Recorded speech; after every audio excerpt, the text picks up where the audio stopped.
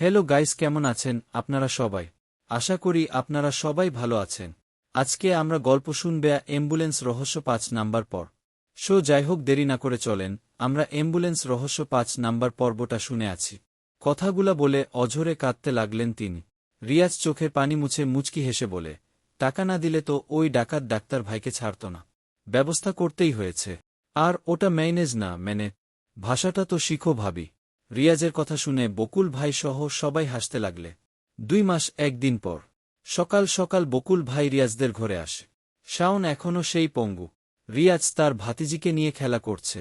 বকুল ভাই এসে বলে, কিরে রিয়াজ, টাকা কই? ২ মাসের মধ্যে দেওয়ার কথা ছিল। মালিক আমাকে আজ ইচ্ছেমত বকাঝকা করে গেছে। রিয়াজ বকুল ভাইয়ের কথা শুনে বলে, ওহ আচ্ছা। বকুল ভাই পুরো অবাক। রিয়াজের যেন গায়েই লাগেনি ব্যাপারটা। বকুল ভাই চিৎকার করে বলে, এইবার তোর ভাবি কই? রিয়াজ ভাতিজির সাথে খেলতে খেলতে বলে, কাজে গেছে। রিয়াজের কথা শুনে বকুল ভাই বলে, কাজে মানে? কিসের কাজ? রিয়াজ আবার স্বাভাবিকভাবে বলে, বস্তির পিছনে যে জমিদার বাড়ি আছে তাদের বাড়িতে কাজের বুয়া হিসেবে চাকরি করে। বকুল ভাইয়ের এইবার মাথায় রক্ত উঠে যা। তিনি ক্ষিপ্ত হয়ে বলে, ছিহ, তোর কি লজ্জা নাই? ঘরের মহিলাকে মানুষের বাড়িতে পাঠাস কাজ করার জন্য, আর তুই এইডারে চাকরি কস? তুই ঘরে কেন বসে আসিস? বকুলের কথা শুনে রিয়াজ চোখ রাঙ্গিয়ে বলে, তাতে আপনার কি? আপনার বলা শেষ। যান এইবার। বকুল ভাই যেন রাগে ফেটে যাচ্ছে। তিনি আরও উচ্চস্বরে বলে, তো আমার টাকা কোথায়? নাই মানে? ধার নিয়েছি, ওটা আমি তোর ভাইয়ের জন্য। তুই নিতে বললি। হ্যাঁ দিব বলেছি, কিন্তু নেই তো আমার কাছে। আমি কিভাবে দিব? আরে তুই কি বলদ নাকি রে? অশিক্ষিতের ঘরের অশিক্ষিত। কিসব বলছিস তুই? তুই তো বললি তুই কাজ করবি। এখন ঘরে বসে কেন? ভালা লাগে না ওসব কাজ ফা। আমি ঘরেই ভালো আছি। কুবা তো আমার টাকা কে দিবে? আমি কি জানি? আমি আগামীকাল আসতেছি। যদি টাকা না পাই তো তোর ঘর দুয়ার ভেঙ্গে শেষ করে দিব দেখিস তুই। আর ওই শাওনের বাচ্চা, কোনো বালরে খাওয়াইয়া বড় করছ। মাথার তার সব ছেঁড়া এইটা। সব দোষ তোর ভাই। বলে বকুল ভাই চলে যান। কালকে আসবে আবা। রিয়াজ বকুল ভাইয়ের যাওয়া দেখে মনে মনে বলে, ঘর ভাঙ্গবে। আসিস, ঠ্যাং ভেঙ্গে কাঁধে তুলে দিব। এইটা বলে আবার ভাতিজির সাথে খেলতে থাক। শাওনের চোখ দিয়ে তখন শুধু পানি গড়াচ্ছিল। মনে পড়ছে সেই দিনের কথা যখন রিয়াজ বলে, ভাইয়া আমিও কাজ করব আপনার সাথে। আপনি একা এত কষ্ট করলে আমার সহ্য হয় না। তখন যদি রিয়াজকে কাজ শেখাত, আজ এই দিন দেখতে হতো না। শাওনের পুরো দেহ অচল। কথাও বলতে পারে না। চোখ দুইটা শুধু নাড়াতে পারে, তাও সেই চোখে পানি। পরের দিন সকাল বকুল ভাই কয়েকজন মানুষ নিয়ে আসে শাওনের ঘরে। রিয়াজ বারান্দায় বসে সিগারেট টানতেছে। এতগুলা লোক দেখে সিগারেট ফেলে রিয়াজ এক দৌড়ে ঘরে ঢুকে যা। আর দরজা বন্ধ করে দিয়ে ভাবিকে বলে, ভাবি, বকুল চাচা আমাকে মারতে আসতেছে। রিয়াজের ভাবি রান্নাঘর থেকে দৌড়ে এসে বলে, কেন, কি হয়েছে? দেখি আমি শর্ত। কথাটা বলে ভাবি দরজা খুলে বাহিরে আসে। তখনই সেকেন্ডের মাথায় রিয়াজ দরজা বন্ধ করে দেয় আবা। ভাবি নিজেও অবা। ভাবিকে বের করে রিয়াজ আবার ঘরে লুকালো কেন? বকুল ভাই রিয়াজের ভাবিকে বলে, তোর দেবরে ঘর থেকে বের কর, না হলে এখন দরজা ভেঙ্গে বের করব। তোর পঙ্গু জামাইরে বাঁচানোর জন্য সে ৮-০।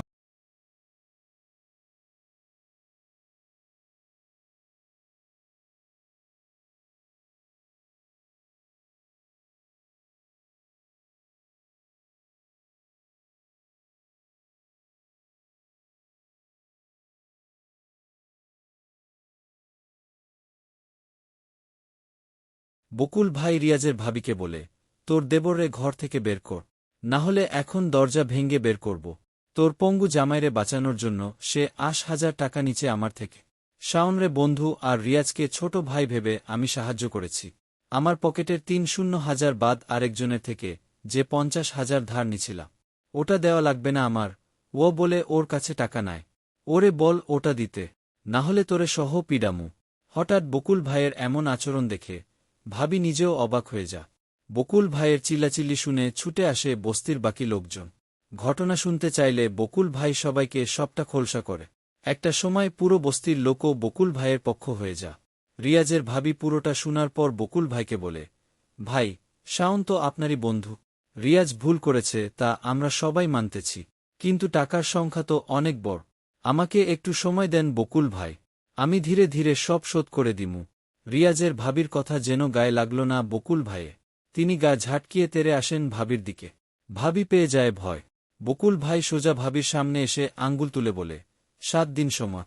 7 দিনের মধ্যে যদি আমি আমার টাকা না পাই, তবে তোরে ল্যাংটা করে বস্তিতে বেঁধে রাখব। ছুরি আর পিস্তলের আঘাতেই যে বুক ছিদ্র করে, তা হয়তো ভুল। বকুল ভাইয়ের এই কথাটা যেন ভাবির বুক ছিদ্র করে দেয়। চোখ দুটো বন্ধ করে ভাবি কেঁদে যাচ্ছেন নির্বকান্না। বকুল ভাই কিছুক্ষণ চিল্লাচিল্লি করে লোক নিয়ে চলে যায়।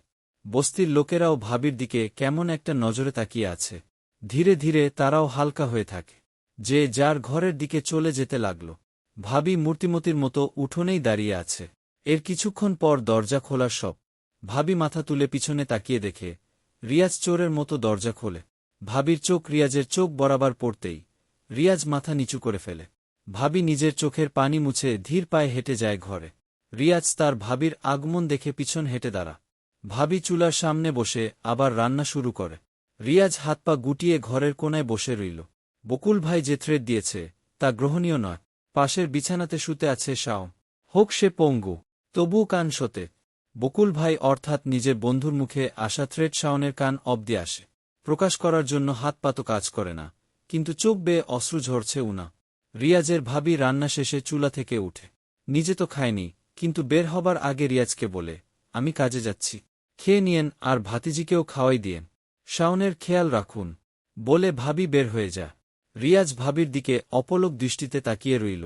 আজ হঠাৎ তুই থেকে আপনি করে কেন বলল, ভেবে যাচ্ছে রিয়া। ভাবি চলে যাবার পর রিয়াজ চুলার কাছে এসে পাতিল উল্টিয়ে দেখে সাদা ভাতও আর ডাল রান্না করে গেছে। সাথে একটা পেঁয়াজ কেটে রিয়াজ নিজে ভাত খেয়ে নেয়। সাথে শাওন আর ভাতিজিকেও খাওয়া। সারাদিন বাসাতেই দিন কেটে যায় রিয়াজে। সন্ধ্যায় ভাবি বাসায় আসে। হাতে কিছু টাকা দেখা যাচ্ছে। রিয়াজ ভাবির হাতে অনেক টাকা দেখে প্রশ্ন করল, এত টাকা কোথায় পাইলেন ভাবি? ভাবি কোনো জবাব না দিয়ে আগে এক গ্লাস পানি খা। এরপর হাতের টাকাগুলা বের করে গুনতে শুরু করে। ভাবির হাতের ভঙ্গি দেখে রিয়াজও গণনা করে ভাবির হাতে 3000 টাকা। রিয়াজ চুপ মেরেই বসে রইল। ভাবি নরম স্বরে রিয়াজকে বলে, আইজ জমিদার মশাইরে বলে কয়ে টাকাগুলা আনছি। আরও 4-7 হাজার টাকা কই পামু ভাবতাছি। আপনি কিছু একটা করেন ভাইয়া। নিলে হুনলেন তো, 7 দিন পর আইসা আমারে কি করব বকুল ভাই? রিয়াজ ভাবির কথাটা শুনে আবারও মাথা নিচু করে ফেলে। তখনই বাসার বাহির থেকে রব্বানী সাহেব উচ্চস্বরে বললেন, কিরে শারমিনের মা? কে রে? একটু হুই না যাও। রব্বানী সাহেব এই বস্তির দোকানদার। বস্তির গেটে উনার মুদি দোকান রয়েছে। ভাবি উনার ডাক শুনে বেরিয়ে আসে ঘর থেকে। রব্বানী সাহেবের হাতে একটা মদের বোতল। দেহের অঙ্গিভঙ্গি দেখে বোঝা যাচ্ছে মাতাল হয়ে আছে। ভাবি দরজার বাহিরে এসে বলে, কি হয়েছে ভাইয়া? ডাক দিলেন যে? রাব্বানী ভাই মদের বোতল হাতে রেখে হেলুদুলে ভাবির সামনে আসে। এরপর অস্পষ্ট মাতাল স্বরে তিনি বলতে লাগলেন, তোমার দেবর বলে মাইনসে টাকা নিয়া তোমারে লাগাই দিছে। আমি 2000 টাকা দিমু। আইজ রাইতটা আমার ঘরে চল। উনার এই প্রস্তাব শুনে ভাবি বলে, ছি রাব্বানী ভাই, আপনি আমার বড় ভাইয়ার মতো। এগুলা কি কইতে? ভাবির কথাটা শেষ হতে না হয়ে ঘর থেকে রিয়াজ বাতাসের গতিতে বেরিয়ে আসে। রাব্বানী ভাই কিছু বুঝার আগেই রিয়াজ সোজা দৌড়ে এসে রাব্বানী ভাইয়ের কলার ধরে আর নিক্ষেপ করে উঠোনে। এমন দৃশ্য দেখে ভাবি হা হয়ে যায়, যেন রাব্বানী ভাইকে পলিথিনের মতো ছুঁড়ে মারল রিয়া। এখানেই শেষ ভেবে ভাবি চুপ রয়, কিন্তু রিয়াজ থামেন। মাটি থেকে মদের বোতলটা তুলে সোজা আঘাত করে রব্বানী সাহেবের মাথা। রব্বানী সাহেব ব্যথায় চিৎকার দিয়ে উঠলে বেরিয়ে আসে বস্তির সবাই। সন্ধ্যার সময় হালকা অন্ধকার। এই অপচিকিৎসা আলোয় রব্বানী ভাইয়ের পরিবার উপস্থিত হন। যখন উনারা দেখলেন রিয়াজ তাদের লোককে মেরেছে, এতেই ক্ষিপ্ত হয়ে বাঁশ লাঠি নিয়ে ছুটে আসেন সবাই। রিয়াজের ভাবি চিৎকার দিয়ে বলে, আরে রিয়াজ করতেছিস কি? ঘরে আয়। রিয়াজ তার ভাবির কথায় কান না দিয়ে কোমর থেকে 80 টাকার বেল্ট খোলে। এরপর সেই বেল্ট নিয়ে দৌড়ে যায় রব্বানীর পরিবারের দিকে। দৌড়ের গতিতে আচমকা রিয়াজ একজনের ঘাড়ে বেল্টের আঘাত করতেই সাথে সাথে তিনি মাটিতে লুটে পড়ে। মারামারি দেখতে আসা লোকজন লাইট মারতে থাকে ওদের দিকে। সেই আলোতে সবাই দেখে রিয়াজ যাকে আঘাত করেছে তার কান ফেটে রক্ত বের হচ্ছে। পরিস্থিতি স্বাভাবিক না দেখে বাকিরা দৌড়ে পালা। রব্বানীর একটা লোকও আর নেই। রিয়াজ তখন ওই বেল্ট নিয়ে পিছু নিতে থাকে রব্বানীর লোকজনদের দিকে।